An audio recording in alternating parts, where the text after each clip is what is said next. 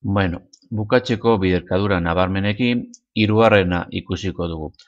Hirugarrena da batuketa, bider, kenketa edo alderantziz. Hau da, kenketa, bider, batuketa. Beno, hasiko gara biderketa hau egiten. A bider A ber B. A bider minus B, minus A, B.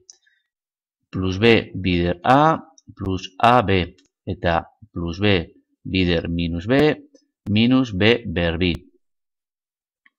Beno, orain, hemen dauden kontuak egin behar ditugu. Kasu honetan, antzeko monomioak dira minus AB, gehi AB, eta bata eta bestearekin gelditzen da 0AB, hau da, desagertzen da.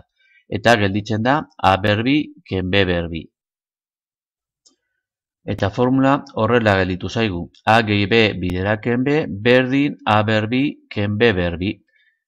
Eta orain, lehen bezala, bi adibide egingo ditugu, formula hau hobeto ikasteko.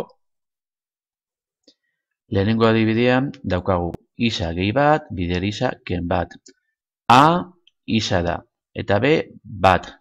A isa B bat. Orduan, formula aplikatuta, A berbi, isa berbi. Minus, minus, B berbi, bat berbi. Eta orain, kontuak egingo ditugu.